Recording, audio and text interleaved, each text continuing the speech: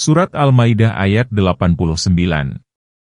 Berdasarkan hal itu, maka pengucapan sumpah secara sengaja itu berarti kasbul kalbi, berarti kesengajaan dan kemauan melakukan sumpah. Pengertian kedua, yang berarti usaha mencari harta kekayaan melalui perdagangan dan perniagaan. Berkenaan dengan hal itu, Allah Ta'ala berfirman, "Hai orang-orang yang beriman, nafkahkanlah di jalan Allah sebagian dari hasil usaha kalian yang baik-baik dan sebagian dari apa yang kami keluarkan dari bumi untuk kalian. Dan janganlah kalian memilih yang buruk-buruk lalu kalian nafkahkan darinya, padahal kalian sendiri tidak mau mengambilnya melainkan dengan memicingkan mata terhadapnya.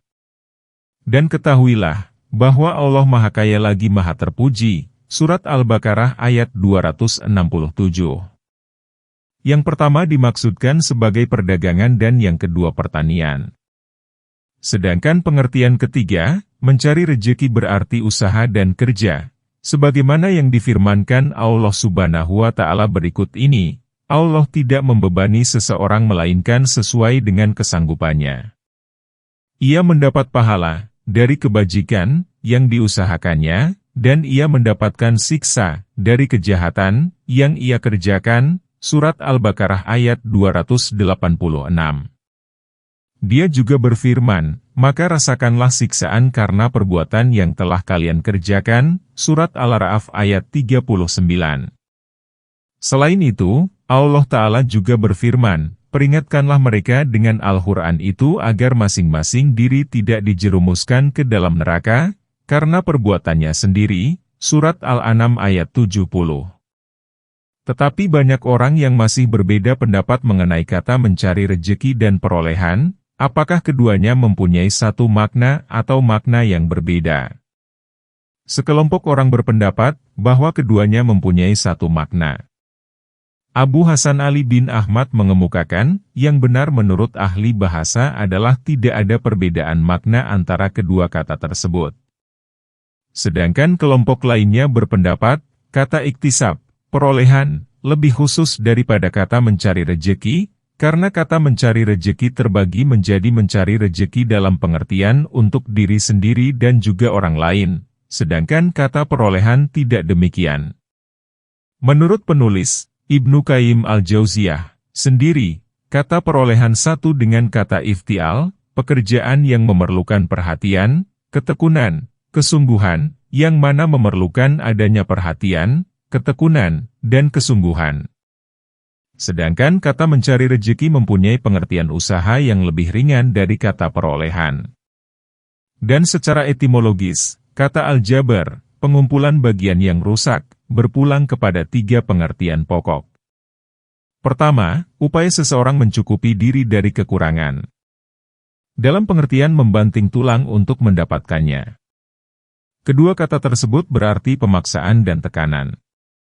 Dan ketiga berarti keperkasaan dan larangan.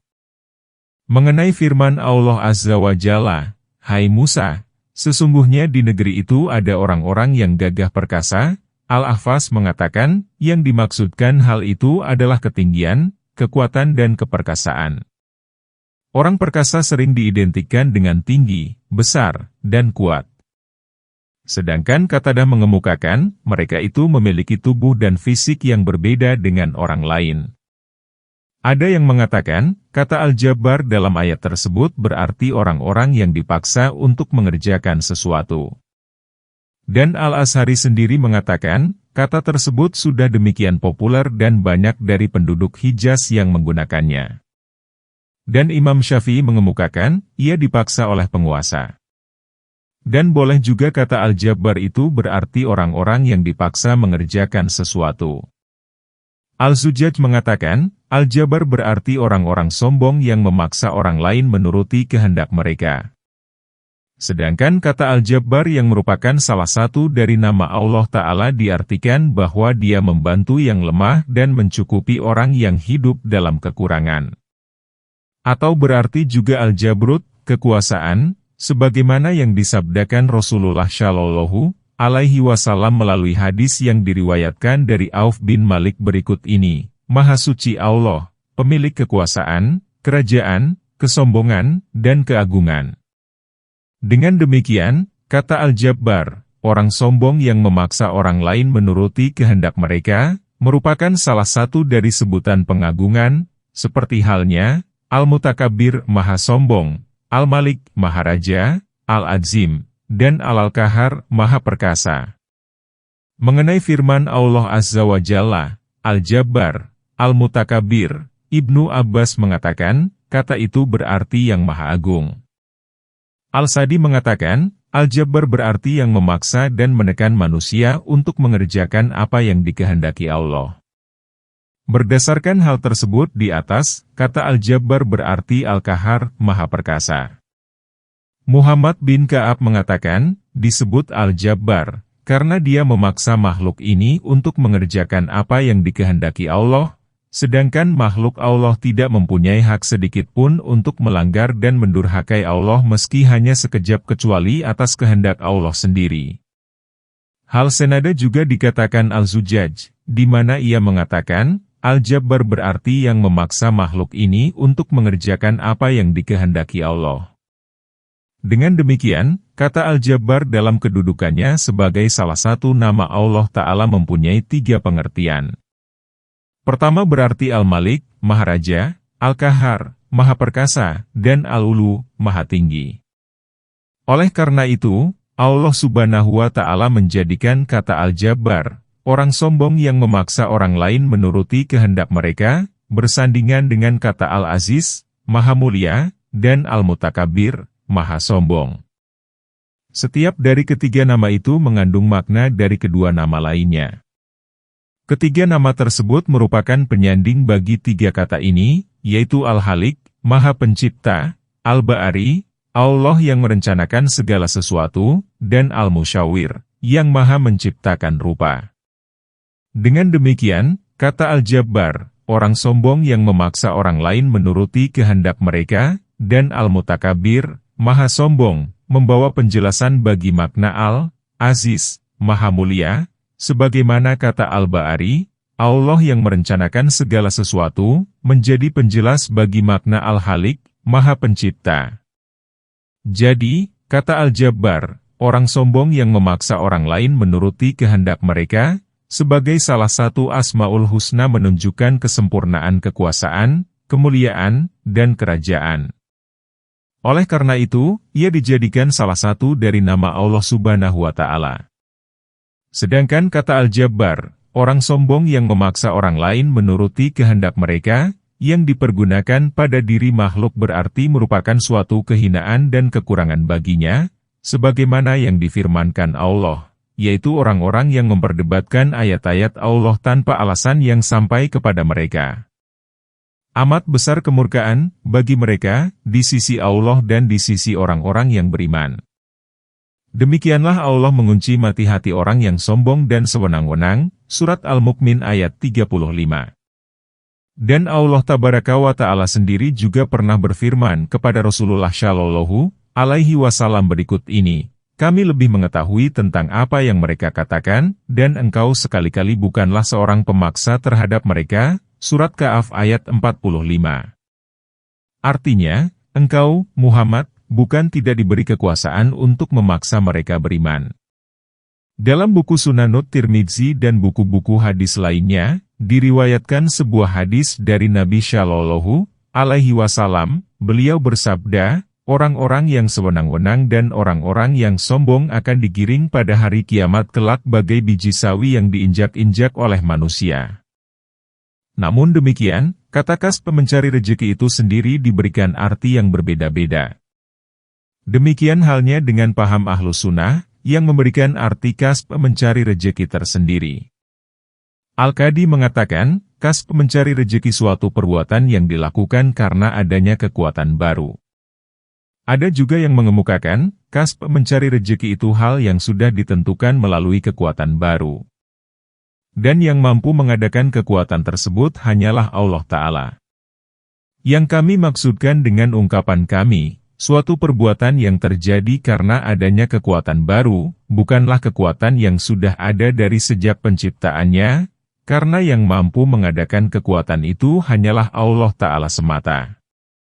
Tetapi yang kami maksudkan adalah bahwa kasb mencari rejeki itu mempunyai ketergantungan terhadap kekuatan baru.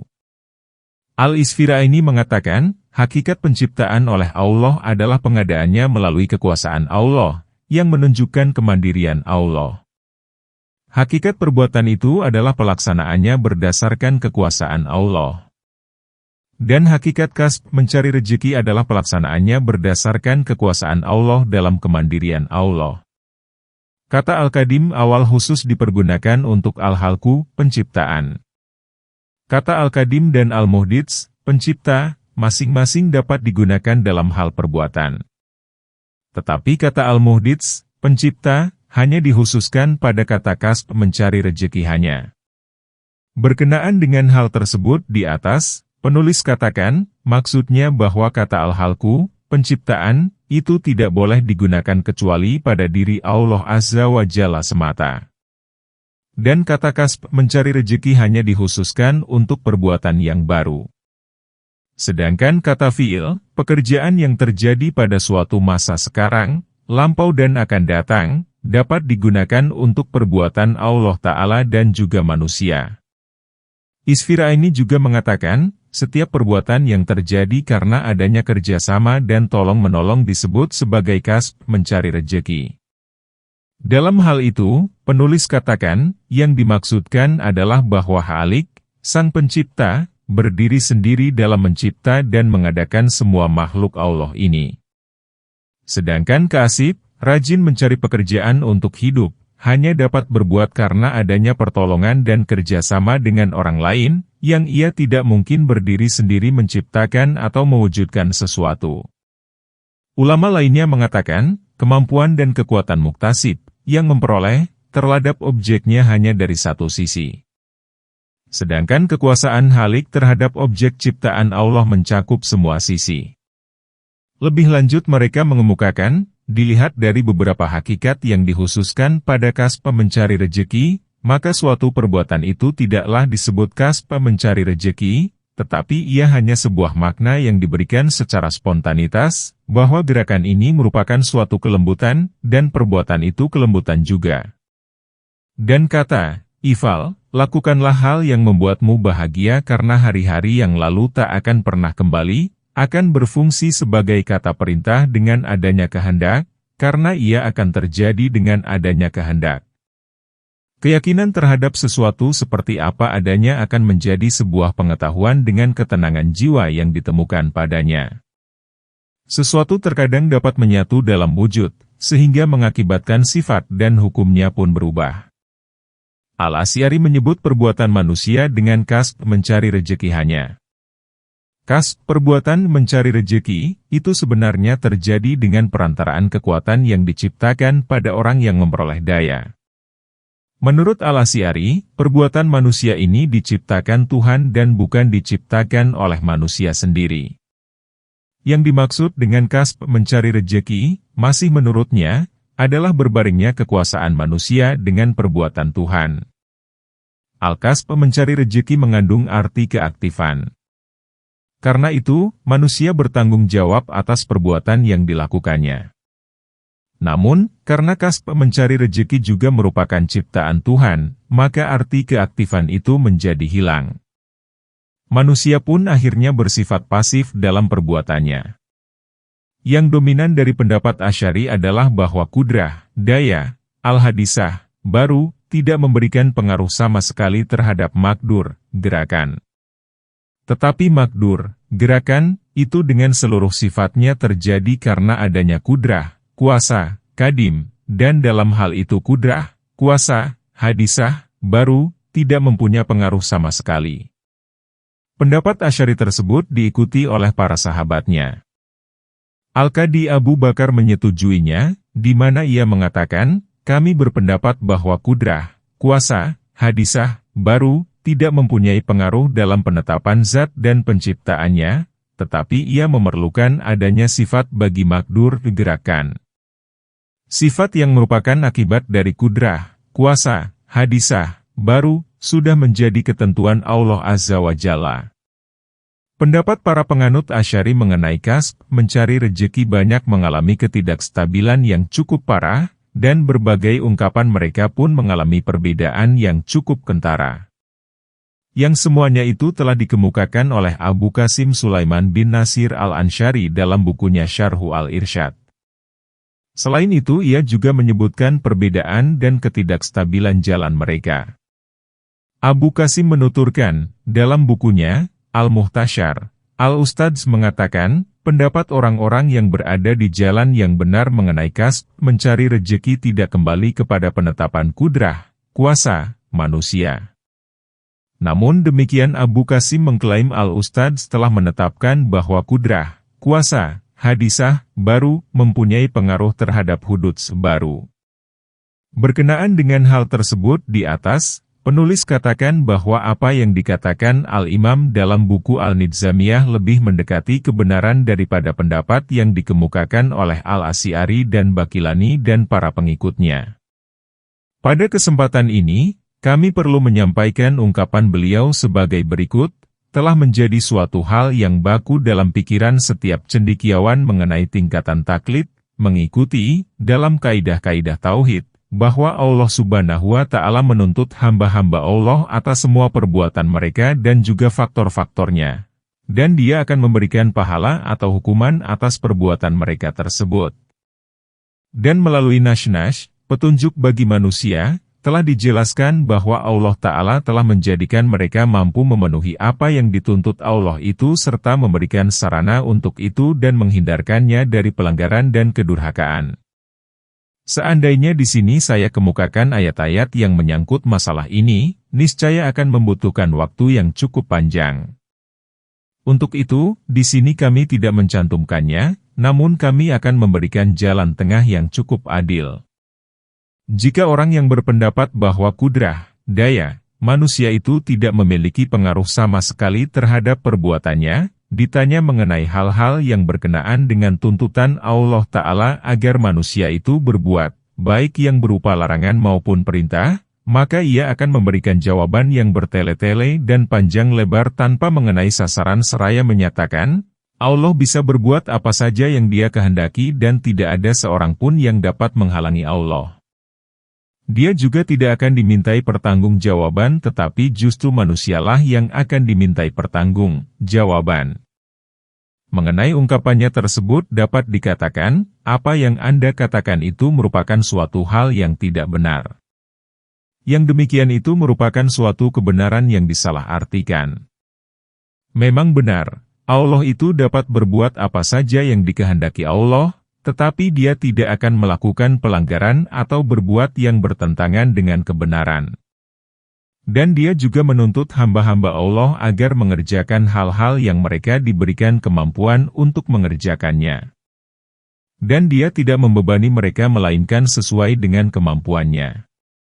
Tidak mungkin perbuatan manusia itu terjadi karena adanya kudrah, daya, hadisah, kuasa yang baru, dan kudrah kadimah, kuasa yang awal, karena suatu perbuatan tidak mungkin terjadi dengan dua daya, di mana satu kesatuan itu tidak mungkin dipecah-pecah. Perbuatan itu terjadi karena adanya kudrah, kuasa, Allah Ta'ala, maka kudrah, kuasa, hadisah, kuasa yang baru, itu akan gugur.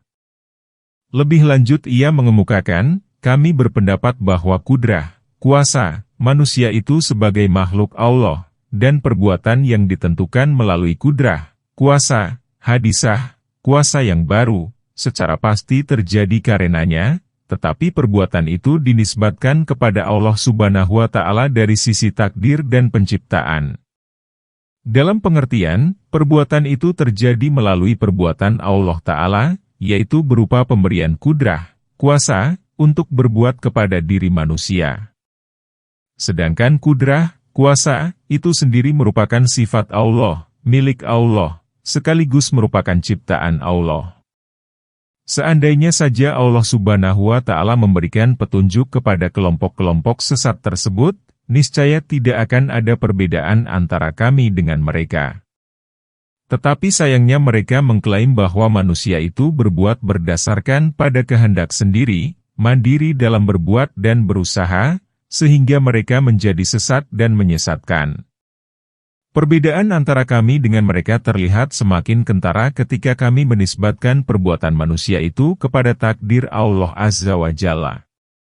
Pada saat itu kami katakan bahwa Allah Ta'ala menciptakan kudrah, kuasa, pada diri manusia dalam pengertian bahwa dia meliputinya dengan ilmu Allah, selain dia juga mempersiapkan faktor-faktor perbuatan. Jika dia menghendaki manusia berbuat, maka dia akan menciptakan unsur-unsur dari perbuatan itu sendiri. Dengan demikian, seorang hamba dapat berbuat, mempunyai pilihan, dituntut, diperintah, dan dilarang. Perbuatannya itu merupakan takdir Allah Ta'ala. Berkenaan dengan hal tersebut, perlu kami berikan contoh benar-benar ada. Seorang budak tidak akan memiliki kekuasaan membelanjakan harta tuannya. Jika ia memaksakan diri membelanjakannya, maka tindakannya itu sempurna.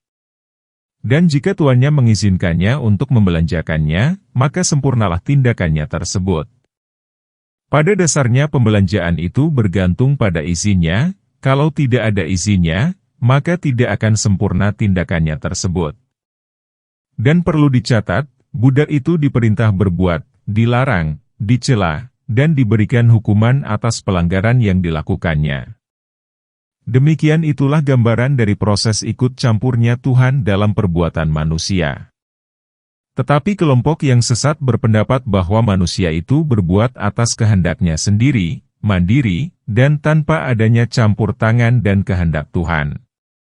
Jika dikatakan, berdasarkan apa kalian membawa ayat-ayat mengenai tab, penutupan, dan had, penguncian, serta kesesatan di dalam Al-Quran, padahal ayat-ayat tersebut mengandung pengertian adanya pemaksaan Tuhan terhadap orang-orang yang sengsara kepada kesesatan. Mengenai hal tersebut dapat kami katakan, pertama, yang diberitahu mengenai penutupan dan pengunci matian hati orang-orang kafir itu adalah orang-orang yang diseru kepada keimanan, dituntut memeluk Islam, diperintah untuk menjalankan hukum-hukum Allah dan beberapa tugas yang dilimpahkan kepadanya dengan memberikan kemampuan dan kekuasaan, sebagaimana yang telah diuraikan sebelumnya. Dan orang yang beranggapan bahwa mereka yang ditutup dan dikunci mati hatinya itu sebagai orang-orang yang dilarang, dihalangi, diperintah secara paksa, maka menurutnya, pemberian taklif, artinya perintah Allah yang berbentuk pilihan dan tuntutan, kepadanya itu berkedudukan sama seperti orang yang diikat kedua tangan dan kakinya lalu dilemparkan ke laut. Dan kemudian dikatakan kepadanya, jangan sampai engkau membasahi dirimu. Yang demikian itu merupakan tindakan yang terlalu berani dan menentang Allah Ta'ala. Dan tidak ada perbedaan, menurut orang yang beranggapan seperti itu antara masalah tasyir, penghinaan, dan takwin, penciptaan, dengan masalah taklif, pemberian tugas, dalam firman Allah Subhanahu wa Ta'ala, jadilah kalian kera yang hina, surat Al-Baqarah ayat 65. Dan firman Allah, sesungguhnya perintah Allah apabila Dia menghendaki sesuatu, maka Dia hanya berkata kepadanya, jadilah, maka jadilah ia, surat Yasin ayat 82. Pengertian terbalik dari ayat tersebut yang dikemukakan oleh kelompok-kelompok sesat adalah dengan mengatakan, dengan demikian, jika Allah menghendaki kebaikan pada diri seseorang, maka Dia akan menyempurnakan akal dan hatinya. Kemudian menghindarkan berbagai halangan dan rintangan yang menghadangnya, mendekatkan pada berbagai kebaikan, memudahkan jalannya menuju kebaikan, serta menjauhkannya dari kelengahan.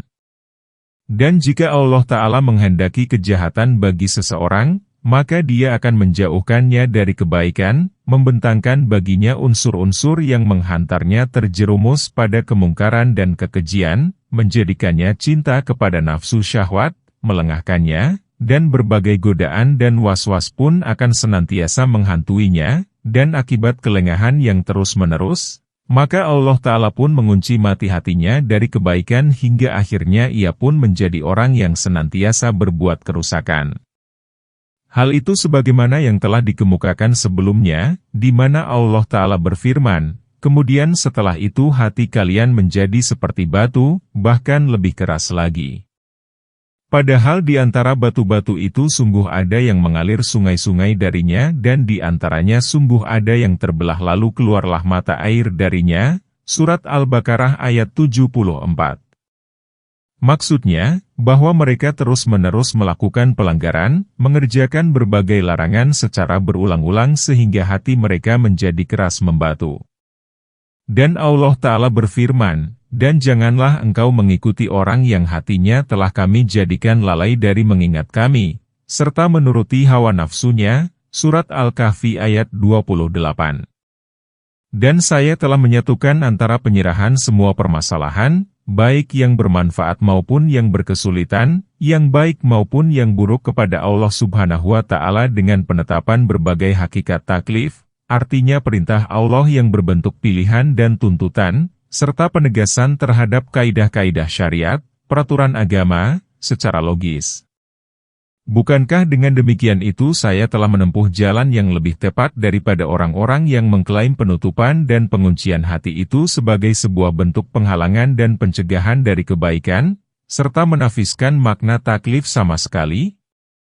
Perbuatan yang dibebankan yang berupa tugas dan kewajiban. Dalam menanggapi masalah ini, orang-orang terpecah menjadi beberapa kelompok. Ada kelompok yang berpendapat bahwa mahzulun, orang-orang yang ditinggalkan dan diabaikan, itu dilarang dan dipaksa dengan tidak diberikan daya untuk memenuhi seruan orang yang menyeru kepada kebenaran, karena dengan demikian itu mereka tidak dapat menghindar dan harus menjalaninya. Pendapat tersebut benar-benar telah menyalahi syariat dan bahkan mendiskreditkan misa dakwah. Padahal Allah Ta'ala telah berfirman, dan tidak ada sesuatu yang menghalangi manusia untuk beriman ketika datang petunjuk kepadanya, kecuali perkataan mereka, adakah Allah mengutus seorang malaikat menjadi Rasul? Surat Al-Isra, ayat 94. Dan dia juga berfirman kepada iblis, hai iblis, apakah yang menghalangimu sujud kepada yang telah aku ciptakan dengan kedua tanganku? Apakah kamu menyombongkan diri ataukah kamu merasa termasuk orang-orang yang lebih tinggi? Surat Syad ayat 75. Sedangkan kelompok sesat lainnya berpendapat bahwa seorang hamba itu berbuat maksiat karena adanya paksaan dari Tuhan. Pendapat itu jelas telah mencemari hukum-hukum tentang ketuhanan dan mempersempit ruang lingkup ketuhanan. Jika dikatakan, Tuhan berbuat seperti itu dimaksud agar mereka menaatinya. Maka akan kami katakan, bagaimana mungkin demikian, sedang Allah telah mengetahui bahwa mereka mendurhakai Allah, membinasakan diri mereka sendiri, mengabaikan para nabi dan wali Allah, dan sama sekali tidak merasakan kebahagiaan. Jika seorang tuan mengetahui kalau ia memberi uang kepada budaknya, maka budaknya itu akan berbuat jahat dan melakukan kerusakan. Untuk menghindari hal itu, maka ia pun memberi uang dengan pengakuan ia ingin agar ia membangun jembatan dan masjid seraya mengatakan bahwa budak itu pasti tidak akan berbuat jahat dan melakukan kerusakan lagi. Dengan demikian itu, berarti si tuan tersebut telah merusak dan bukannya memperbaiki budaknya itu.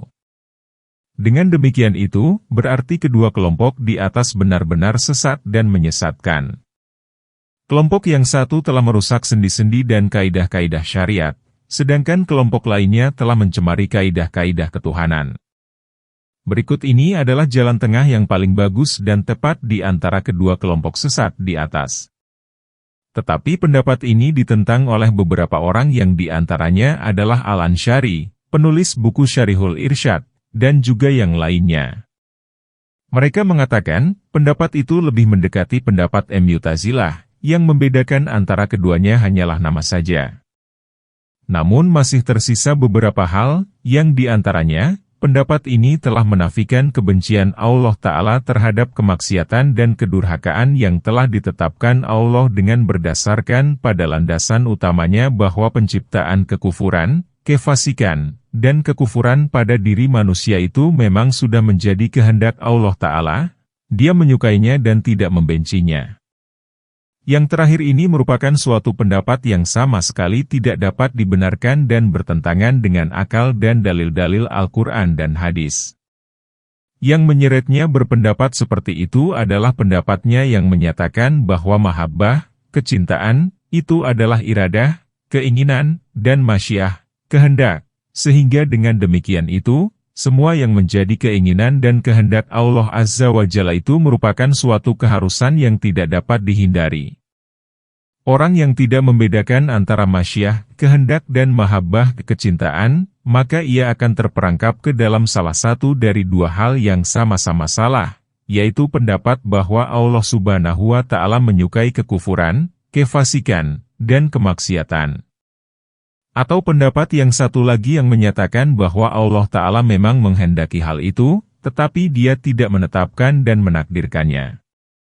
Ada kelompok yang menyatakan, Allah Azza wa Jalla sama sekali tidak menyukai, meridai, menghendaki, dan menakdirkan kekufuran, kefasikan, dan kemaksiatan itu. Sedangkan kelompok lainnya mengemukakan, semua perbuatan itu terjadi karena kehendak dan keinginan Allah Ta'ala, Dia menyukai dan meridainya. Dan Allah Subhanahu wa Ta'ala sendiri telah mengingkari dan menolak orang yang menjadikan masyiah, kehendak, sebagai alasan kecintaan Allah pada sesuatu itu dalam 3 surat Al-Quran, yaitu Al-An'am, Al-Nahl, dan Al-Zuhruf.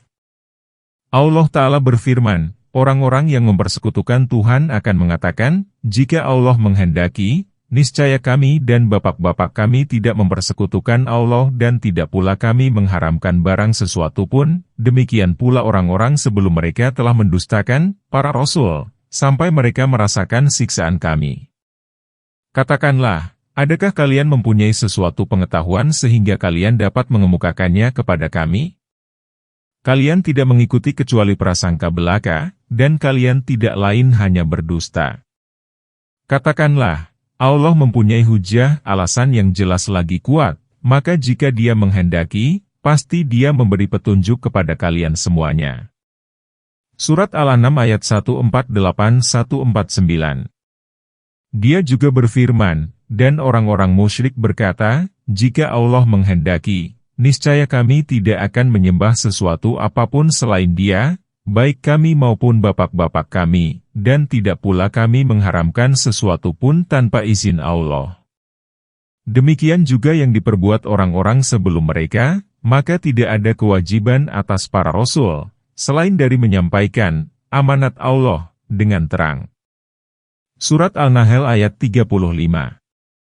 Dalam surat yang lain Allah juga berfirman, dan mereka berkata, jikalau Allah yang Maha Pemurah menghendaki, tentulah kami tidak menyembah mereka, malaikat. Mereka tidak mempunyai pengetahuan sedikit pun tentang hal itu, mereka tidak lain hanyalah menduga-duga belaka. Surat Al-Zuhruf ayat 20. Dengan demikian itu mereka berhujjah beralasan bahwa hal itu menunjukkan kecintaan dan keridaan Allah Ta'ala terhadap kemusyrikan mereka, di mana Dia mengakui perbuatan mereka tersebut. Kalau bukan karena kecintaan dan keridaan Allah, niscaya Dia tidak akan menghendaki hal itu mereka lakukan. Dan dengan demikian itu pula mereka menentang perintah dan larangan Allah serta dakwah para rasul. Bahkan mereka berucap, bagaimana mungkin Dia menyuruh berbuat sesuatu kepada kita padahal Dia menghendaki kebalikannya? Dan bagaimana mungkin Dia membenci sesuatu dari kita padahal Dia memang menghendakinya terjadi pada diri kita? Kalau toh Dia membencinya, maka Dia akan menghalanginya dari diri kami. Dengan demikian itu Allah Subhanahu wa Ta'ala telah mendustakan mereka dalam hal itu, dan memberitahukan bahwa kedustaan itu merupakan perbuatan mereka terhadap para Rasul Allah. Di mana para Rasul Allah telah sepakat bahwa Allah Ta'ala membenci dan murka terhadap kemusyrikan mereka tersebut. Kalau bukan karena murka dan kebencian Allah, niscaya Allah Azza wa Jalla tidak akan menimpakan azab kepada orang-orang musyrik. Karena sesungguhnya Dia tidak akan pemah menyiksa hamba Allah karena sesuatu hal yang disukai Allah. Kemudian mereka berusaha untuk menunjukkan kebenaran pendapat mereka, bahwa Allah telah mengizinkan mereka berbuat yang demikian itu, menyukai dan meridainya. Selanjutnya Allah Azza wa Jalla bahwa yang menjadi sandaran mereka hanyalah prasangka belaka, dan prasangka itu merupakan suatu hal yang paling tidak dapat dipercaya. Mereka itu memang ahli menduga-duga dan pendusta. Setelah itu Allah Subhanahu wa Ta'ala memberitahukan bahwa Dia memiliki alasan atas mereka dari dua sisi. Pertama, diberikannya akal kepada mereka yang dengannya mereka dapat membedakan antara yang baik dengan buruk, yang hak dengan yang batil, juga pendengaran dan penglihatan yang merupakan alat untuk mengetahui kebenaran dan kebatilan. Kedua, diutusnya para rasul dan diturunkannya beberapa kitab Allah kepada mereka serta dibentangkannya jalan menuju iman dan Islam. Oleh karena itu, alasan Allah ini disebut dengan alasan yang sempurna. Artinya, alasan itu jelas, mencapai sasaran, lagi kuat. Kemudian Allah menutup ayat itu melalui firman Allah, maka jika Dia menghendaki, pastilah Dia memberi petunjuk kepada kalian semua. Surat Al-An'am ayat 149. Dalam kehidupan ini, tidak ada sesuatu pun melainkan atas kehendak Allah Ta'ala, dan hal itu merupakan bagian dari kesempurnaan hujjah, alasan Allah yang jelas lagi kuat tersebut. Jika Dia tidak menolak sesuatu karena tidak adanya kehendak Allah, maka keberadaan sesuatu itu bersandar kepada kehendak Allah. Jika Dia menghendaki, pasti sesuatu itu ada, dan jika tidak menghendaki, niscaya sesuatu itu tidak akan pernah ada. Yang demikian itu merupakan dalil tauhid yang paling kuat sekaligus dalil bagi ketidakbenaran perbuatan syirik mereka.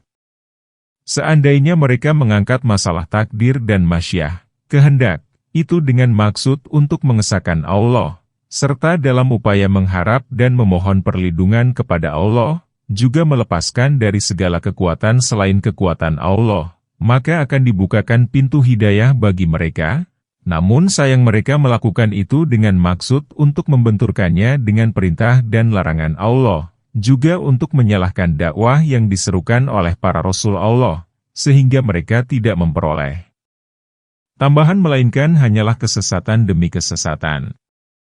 Maksudnya, Allah Tabaraka wa Ta'ala telah membedakan antara alasan dengan kehendak Allah.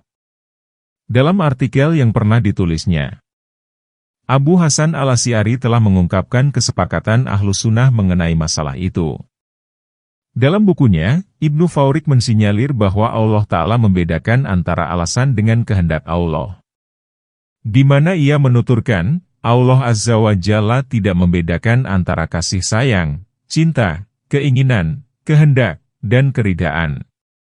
Dia tidak mengatakan bahwa sebagian dari hal itu, kasih sayang, cinta, keinginan, kehendak, dan keridaan, tidak hanya dikhususkan pada sebagian lainnya saja, tetapi masing-masing merupakan bagian dan saling mendukung satu dengan yang lainnya.